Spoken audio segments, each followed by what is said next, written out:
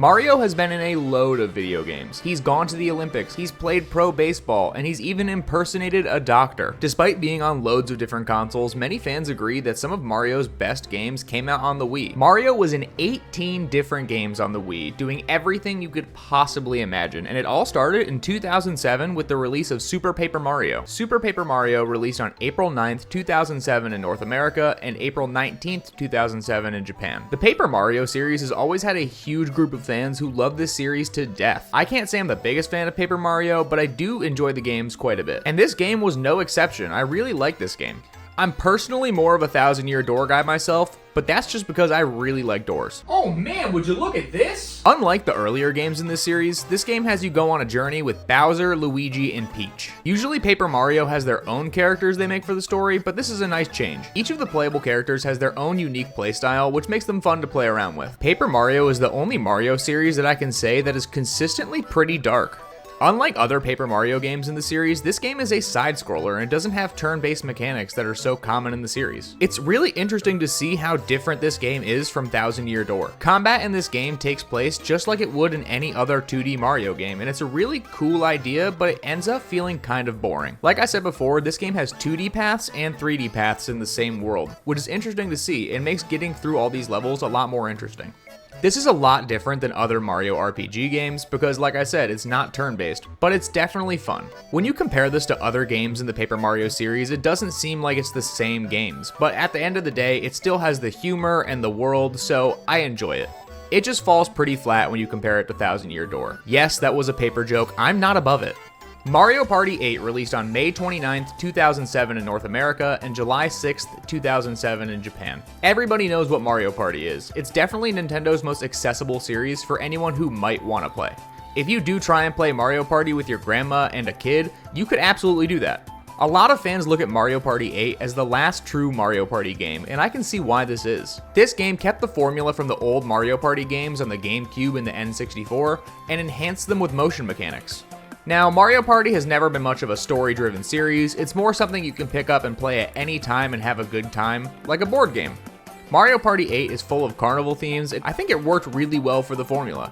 Mario Party 8 has 15 playable characters and 73 minigames, making it the biggest entry in the series at this point. Now, some people will say that the GameCube had the best Mario Party games, and I would have to agree, but this game was still really fun.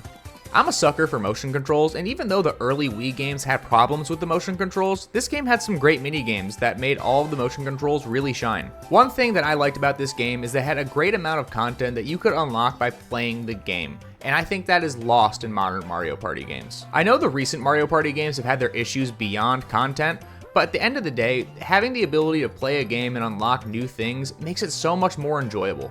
It doesn't have to be anything crazy, maybe just some characters and boards, but I really hope Nintendo brings this idea back with Mario Party Jamboree, but we'll have to see. Nintendo, please help Mario Party. Mario Strikers Charge came out on July 30th, 2007 in North America and September 20th, 2007 in Japan.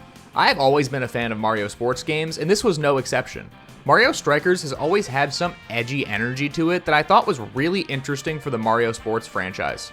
Most other Mario sports games just seem like a day at the park, when Mario Strikers seems like a Mad Max Battle Dome soccer game. Just like the original on the GameCube, this is a smaller version of soccer where you pick a team captain and play a short soccer match where anything goes. I spent most of my time just tackling in this game because the options available.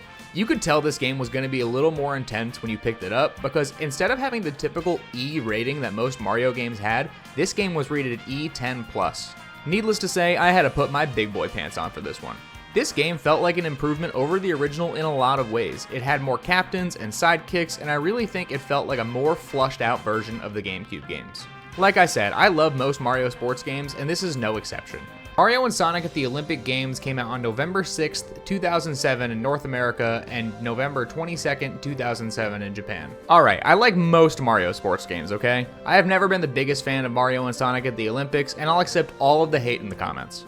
I do love the fact that they combined both Mario and Sonic into one title, and it really symbolized the end of the brutal 90s console wars that took place, but this game just was not very fun. This was the first of many Mario and Sonic at the Olympics, and I wish that I could say these games got better as time went on, but they really kept a consistent quality of just alright. In this game, you're doing exactly what the title says, competing in Olympic events with characters from both Mario and Sonic, and to be fair, it's exactly what it says it is. It's just unfortunate because Wii Sports was such a good sports title and it came packed in with every console. And this game had 20 separate games and none of them were as good as Wii Sports was. I will say that the best event in this game by far is the 100-meter freestyle swimming. I don't know why, I'm just a big fan of this and I think that is the best part of the game. The Mario and Sonic series had a lot of releases, and this will not be the last time we talk about them. Now for one of Mario's biggest adventures, Super Mario Galaxy, which released on November 12th, 2007 in North America and November 1st, 2007 in Japan. Just take my money. This was the third 3D Mario game, and in a lot of people's opinion, it's one of the best. And I can see why. This game just did everything right. A lot of people were nervous after the release of Super Mario Sunshine that the 3D Mario series had already peaked, and it was going to be hard for Nintendo to keep that level of quality going forward. But man, oh man, did they do something special with this game. Just like in most Mario games, Princess Peach is kidnapped by Bowser, and he takes his whole castle along with him. Mario gets blasted away and lands on a small planet where he meets these weird stars called Lumas. A little bit later, he meets Rosalina and goes on this epic space adventure to save Princess Peach. Now, there's not a lot to say about Mario Galaxy that hasn't been said numerous times in the last decade, but this game is just as special as you think it is. The music is just so atmospheric and incredibly produced. The levels are intricately designed and have engaging visuals and gameplay. One thing this game does so incredibly well is that it involves motion controls perfectly. Collecting star bits and twisting around to spin is something that had me so physically engaged while playing this game, it was very hard to put down. And just like every 3D Mario game, there's 120 stars to collect on your journey, and I had a blast collecting every single one of them. This game added great new power-ups like the Bee Suit and the Boo Suit, which made each area feel like its own little game. Mario Galaxy helped the Mario series become what it is today, and I enjoyed this game just as much this year as I did in 2010. If you haven't played Mario Galaxy, what are you doing? Go get the game and play it as soon as you possibly can. Super Smash Bros. Brawl came out on March 9th, 2008 in North America and January 31st, 2008 in Japan. People love the Smash Bros. Series, and this game is no exception. It goes without saying that this game is nowhere near as loved as Melee is, but that doesn't mean that this game is bad by any means. Super Smash Bros. Is the king of platform fighters for a reason, and when a new entry came out for the Nintendo Wii, I expected there to be so much more, and I got that. This game added new characters, new stages, new items, and a new adventure mode. Unlike other games in the Smash Bros. Series, this is the first one to have a real story mode. Subspace Emissary is considered by a lot of fans to be the peak of story modes in Smash Bros., and I can understand why. This game was extremely engaging all the way through. In Subspace Emissary, you see as the different characters meet and go through a story together, and it's something that I really think was a good idea. Having an overall narrative in a Smash Bros. Game seems weird, but it was executed perfectly. And I really like this story mode idea. Brawl did a lot of things that added to Smash without taking away from things that made the game series so fun. I'm not saying that everything they added was perfect. Tripping is one of the most infamously bad mechanics ever added to a video game. They added it to prevent fans from making Brawl a competitive game, which I understand to a point, but at the end of the day, it's Smash Bros. It's a fighting game. It's going to be competitive. I used to play in tournaments at a very, very low level, and I would get frustrated by randomly falling down. That's why I switched to Melee, and I have been playing it since. But Super Smash Bros. Brawl still holds a special place in my heart because getting this game as a kid was so special, and it really hasn't changed my opinion on this game to this day. Dr. Mario Online RX released on May 26th, 2008 in North America and March 25th, 2008 in Japan. This is the game where Mario impersonates a doctor. Yeah, I'm gonna have to see your medical license. I have never really been the biggest fan of the Dr. Mario games, and this game is no exception. It's similar to Tetris, where you try and match different colored things together in order to destroy them and solve puzzles. And that's really about it. Dr. Mario series was never super flushed out, and it's something that I didn't play much as a kid because if I was going to play a puzzle game, I was going to grab Tetris. This is a WiiWare game, so it's not extremely complicated, and it was only 1,000 Wii points, so I can't say that it wasn't worth the money. Dr. Mario has always been interesting because he was in Smash Bros. Melee, and I didn't know about the Dr. Mario series as a kid, so I thought they just gave Mario a doctor costume and said, here you go. But I can understand why these games are liked, and especially for 1,000 Wii points, this game was worth it. Mario Kart Wii released on April 27th, 2008 in North America and April 10th, 2008 in Japan. Mario Kart Wii was and still is an absolute phenomenon.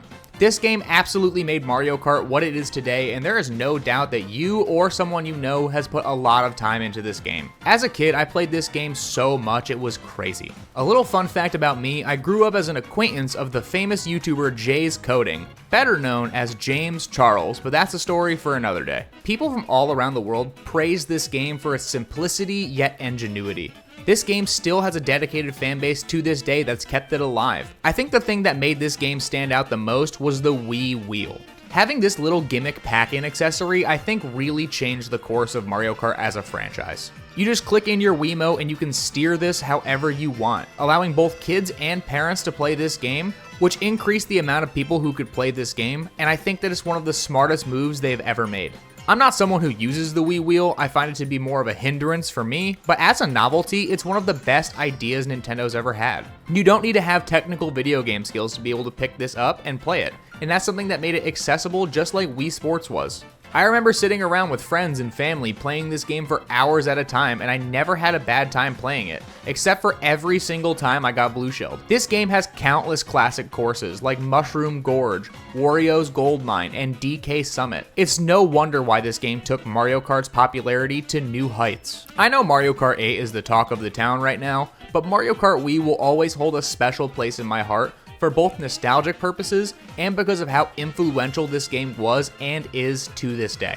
Mario Super Sluggers released on August 25th, 2008 in North America and June 19th, 2008 in Japan. I am one of the most biased people on the planet, but I think this is one of Mario's best series. I don't even follow real baseball, and this game has stolen hours and hours of my life, and I won't complain about it. Mario Super Sluggers is a simple baseball game starring Mario characters, but man does this game get me going. This game had 42 playable characters from the Mario series and takes everything that was great about Mario Superstar Baseball and adds onto it. Mario Baseball is not very complicated on the base level, but it has a dedicated competitive scene to this day on the GameCube. But what I love so much about Superstar Baseball and Super Sluggers is that they felt like a full package. It had great unlockables throughout the game, and overall it was just loads and loads of replayability. This game had a great cast of characters as well. It even offered the ability to play as some stranger characters like Dixie Kong, King K. Rool, and Waluigi.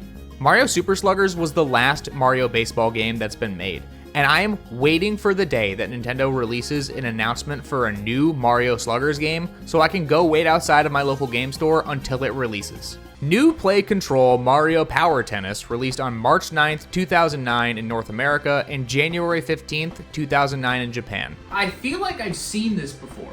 This is the worst named game ever made. I don't like it, but the game itself is fine. Mario Power Tennis released on the GameCube and was re-released on the Wii with enhanced motion controls. And I'll be honest, I don't have much to say about this one because I talked about it in the GameCube Mario video, so if you want to check that out, it's on the channel. But all I'll say is that this game has everything it did on the GameCube and nothing new. I really like that they added motion controls to this game, but I wish they had went for a full Mario Tennis release that wasn't a port of a GameCube game. But at the end of the day, it was something, and if you didn't get this game on the GameCube, you absolutely could get it and play it on the Wii. The biggest problem with this game though is the box art. I mean, look at it, it's disgusting. Mario and Sonic at the Olympic Winter Games came out on October 13th, 2009 in North America and November 5th, 2009 in Japan.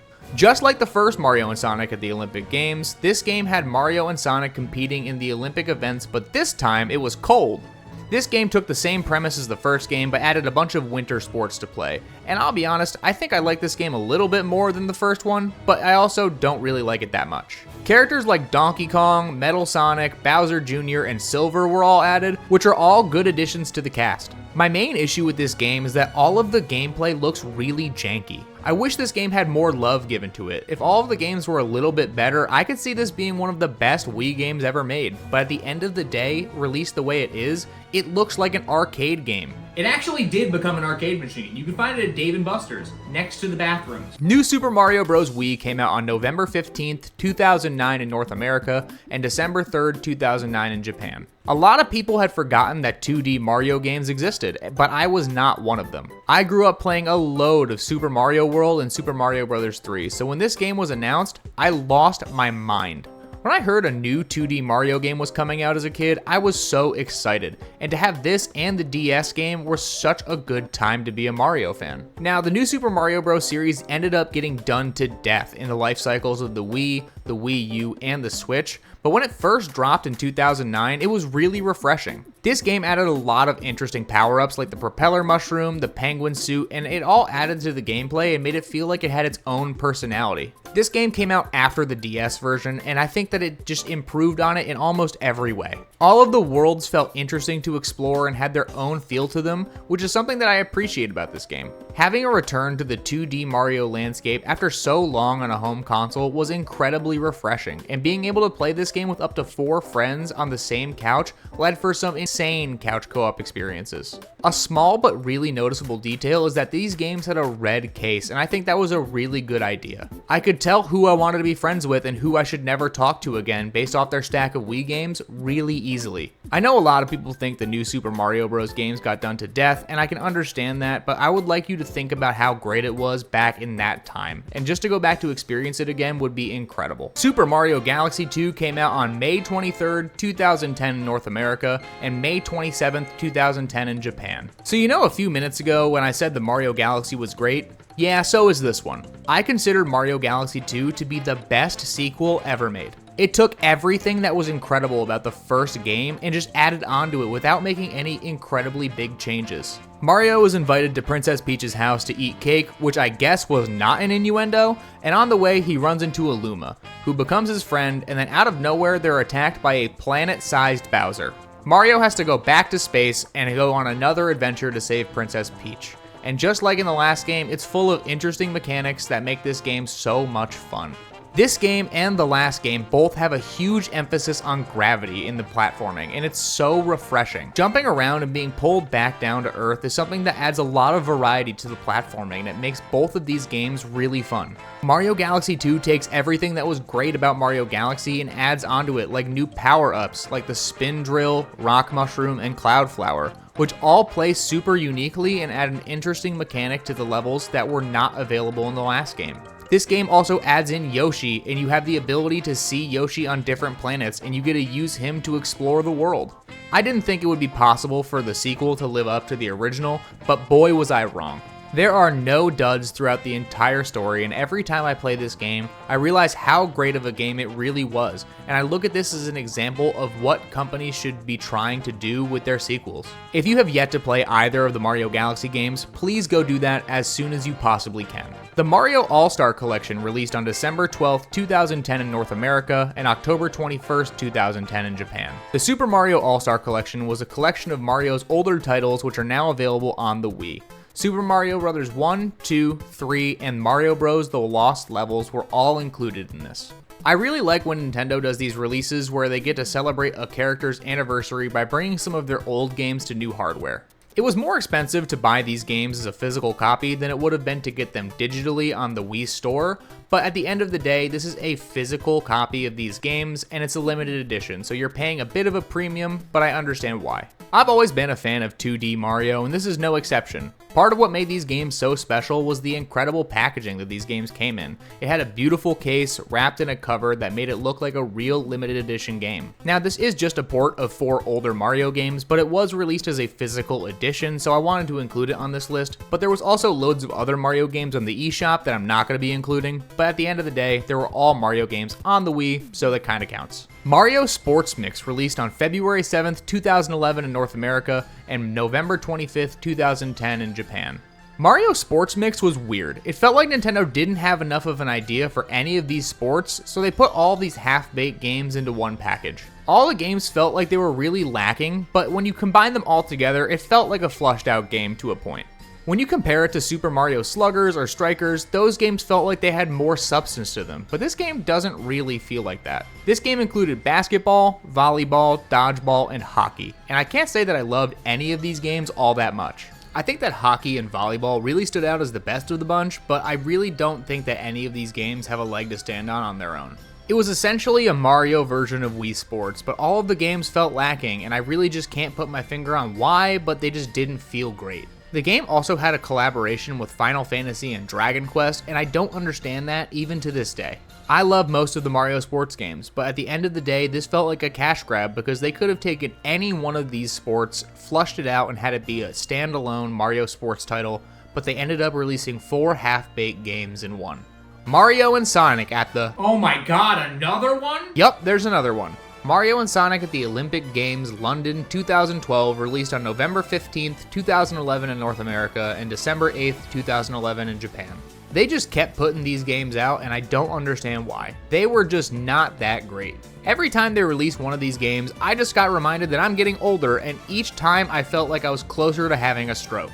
If you played any of the Mario and Sonic at the Olympic Games, you've pretty much played them all, as these games all feel so similar. You pick your character, you pick your event, and then you compete, and you rinse and repeat. I can't believe they kept releasing this game series on the Wii U and the Switch, and I don't understand why. As I said before, these games are available at arcades for the most part, and I feel like they just play better in that kind of setting than they do on a home console. When I buy a home console game, I'm not looking for a collection of 20 half-baked mini games that have nothing to make them synergize. I get the Olympics are a big deal, but at the end of the day, I want something that's fun and playable, and these games are all just weak. Fortune Street, released on December 5th, 2011 in North America and December 1st, 2011 in Japan. Fortune Street is the worst game I've ever played. This game wasn't really a Mario game per se, but it had Mario in it, so I have to throw the shade now. It feels like this was a rip-off of Mario Party and made it more like a board game than a video game, and in the worst way possible. If I'm gonna play a board game, I'm just gonna play a board game, and if I wanna play a board game type video game, I'm gonna play Mario Party because it's fun. This game feels like a rip-off of Monopoly in every bad way. I don't even like Monopoly, but this game takes the financial elements of buying locations and stocks, and at the end of the day, it just feels like this game was meant to flop. When I got this game, I expected it to play like Mario Party, but be a little bit different. But it ends up playing like a board game, and it makes me feel exactly what it's called, bored. I don't think I've played this game for about a decade, and I honestly think it would be a great torture device if they ever needed to use it. Mario's last adventure on the Wii was Mario Party 9, which released on March 12th, 2012 in North America and April 26th, 2012 in Japan. This game took the iconic Mario Party formula and threw it into the trash. This is where most people believe that the Mario Party series became a joke, and I can see why. This game was the first game to have the car mechanic, and it is the worst idea Mario Party has ever had. This was also implemented in Mario Party 10, but you at least had Bowser Party on the Wii U, which made this a lot more fun. But on Mario Party 9, this game felt like an entire flop. Mario Party has always been a series that has been near and dear to the hearts of many fans across the world, and this game just felt like it wasn't a Mario Party game. Instead of rolling a dice 1 to 10, you rolled 1 to 6, which made each turn feel less impactful. And instead of collecting coins, you collected the new mini stars, which is something that I don't know why they needed to change. Changing from coins felt wrong in every single way. I don't know why they needed to make this change. Coins are part of Mario. It's just something that synergizes so well, and the fact they switched it to mini stars was so weird. The only time where I think it's okay is that they switched the mini stars to bananas on Donkey Kong's board, and I think that's a good idea. But everywhere else should have had coins, and I don't understand why they made this change. Now, this game did have some good mini games, I won't lie, but I didn't like them because I didn't like the game. I'm not playing Mario Party for the mini games, I'm playing it for the game itself, and the fact they ruined the original part of the game makes it really, really weak. It felt like they were making changes just for the sake of changing things, instead of changing things for the benefit of the series, and it's really sad to see Mario Party fall from what it used to be to what it is today, and it all started with Mario Party 9. Mario has had so many great adventures, it's hard to say what his best era is, but I will fight tooth and nail for the Wii. I won't lie, Mario has had some great adventures on the Wii, and all of these games in their own right have at least some level of viability, besides Fortune Street, which again is the worst game on this list and ever made. But at the end of the day, it's whatever games you like are the games you like, and don't let anybody tell you that your games are not good, because if you like them to some capacity, they're good. Except for Fortune Street, which is the worst game ever. If you made it this far in the video, I just wanted to say thank you for watching. I hope that you and your family have an incredible rest of your day, and if you like anything that you saw here, please consider subscribing.